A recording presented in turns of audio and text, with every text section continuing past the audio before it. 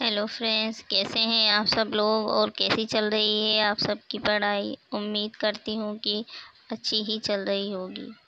आज हम आपको भारतीय संविधान में पार्ट 4 के बारे में बताएंगे, जिसमें कि direct principle of state policy के बारे में बताया गया है, जो कि इस प्रकार है।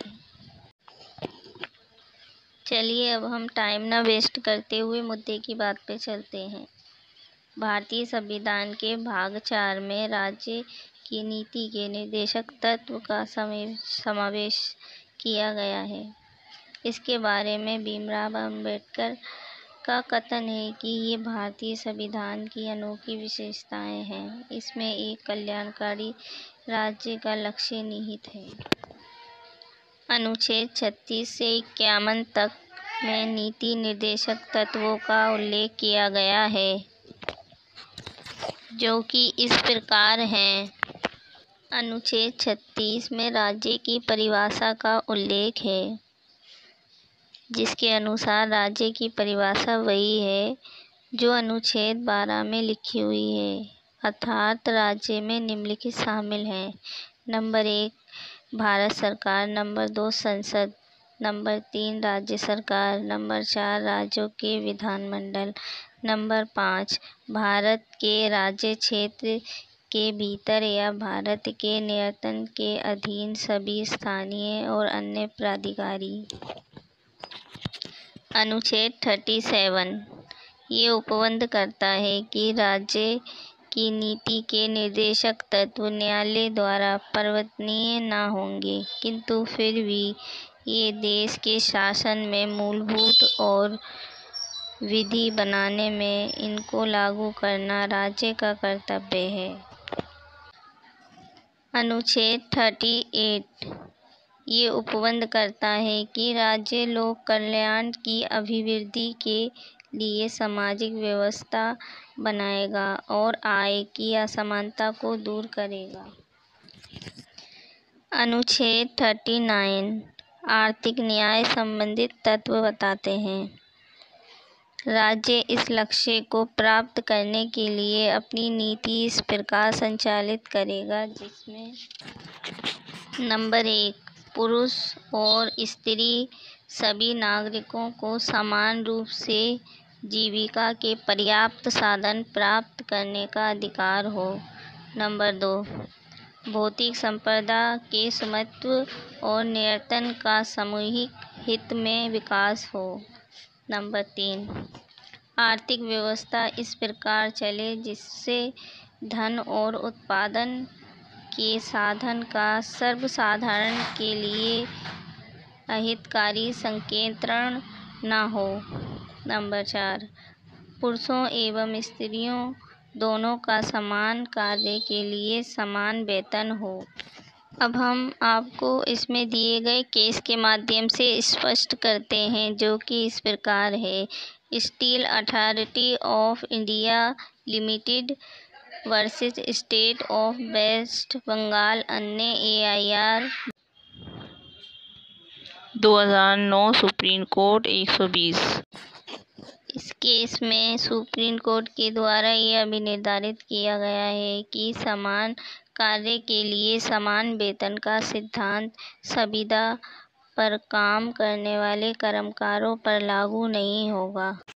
अनुच्छेद 41 ये स्पष्ट करता है कि राज्य के अपनी आर्थिक सामर्थ्य और विकास की सीमाओं के अंदर काम पाने के लिए, शिक्षा पाने के और बेकारी, बुढ़ापा, बीमारी और निःशक्तता तथा अन्य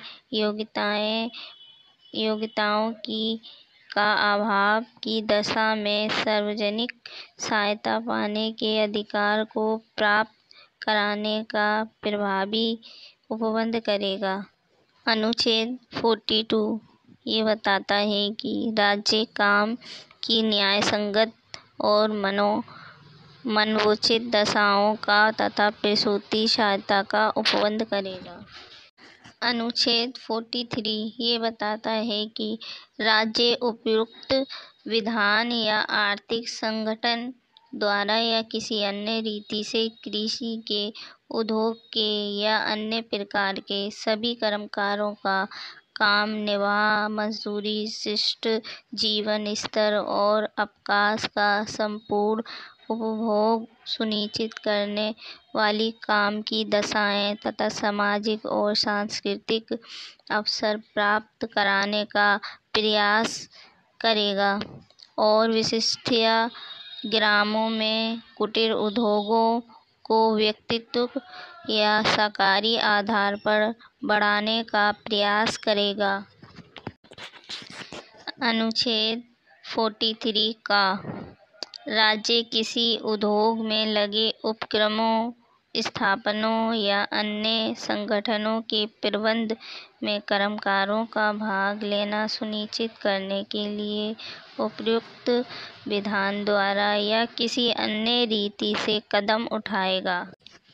अनुच्छेद 43 खा राज्य सहकारी समितियों के ऐच्छिक गठन, स्वायत्त कार्य संपादन, लोकतांत्रिक नियंत्रण या वित्तीय प्रबंध में अभिवृद्धि करने का प्रयास करेगा, जो कि 97वें संविधान संशोधन 2011 द्वारा किया गया है। अनुच्छेद 86वां संशोधन 2002 में हुआ। राज्य प्रारंभिक शेष व्यवस्था की देखरेख और सभी बालकों को उस समय तक जब तक कि वे 6 वर्ष की आयु पूर्ण न कर लें, शिक्षा प्रदान करने के लिए प्रयास करेगा। अनुच्छेद 36 बताता है कि राज्य जनता के दुर्बल वर्गों के, विशेषतया अनुसूचित जातियों और अनुसूचित जनजातियों के शिक्षा और अर्थ संबंधी हितों की विशेष सावधानी से अभिवृद्धि करेगा और सामाजिक अन्याय और सभी प्रकार के शोषण से उसकी सुरक्षा करेगा। अनुच्छेद 47 ये बताता है कि राज्य विशिष्टया मादक पेयों और स्वास्थ्य के लिए हानिकारक औषधियों के औषधीय प्रयोजनों से भिन्न उपभोग का प्रतिषेध करने का प्रयास करेगा। अनुच्छेद 48 ये बताता है कि राज्य कृषि और पशुपालन को आधुनिक और वैज्ञानिक प्रणालियों से संगठित करने का प्रयास करेगा और विशिष्टया गायों और बछड़ों तथा अन्य दुधारू और वाहक पशुओं की नस्लों के परीक्षण और सुधार के लिए और अनेक वध का प्रतिषेध करने के लिए कदम उठाएगा।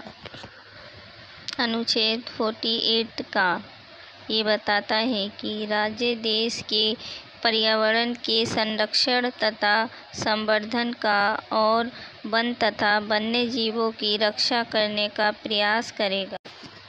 अनुच्छेद 49 जो कि मैं इसमें लिखना भूल गई हूँ गाइस, मैं इसके बारे में बताती हूँ। अनुच्छेद 49 ये बताता है कि राज्य राष्ट्रीय महत्व के स्मारकों, स्थानों और वस्तुओं की रक्षा करेगा।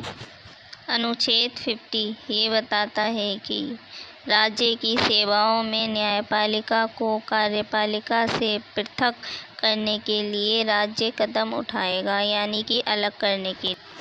अनुच्छेद 51 ये बताता है कि इस प्रयोजन की पूर्ति संविधान उपबंध करता है कि राज्य अंतर्राष्ट्रीय शक्ति और सुरक्षा की अभिवृद्धि करेगा, राष्ट्रों के बीच न्यायसंगत और सम्मानपूर्ण संबंधों को बनाए रखने का, संगठित लोगों के एक दूसरे से व्यवहारों में अंतर्राष्ट्रीय विधि और संधि बाध्यताओं के प्रति आदर बढ़ाने का और अंतर्राष्ट्रीय विवादों को मध्यस्थता। इसमें नीति निर्देशक तत्व और मूल अधिकारों से संबंधित एक केस दिया गया है। जिसके माध्यम से हम आपको स्पष्ट करते हैं, जो कि इस प्रकार है।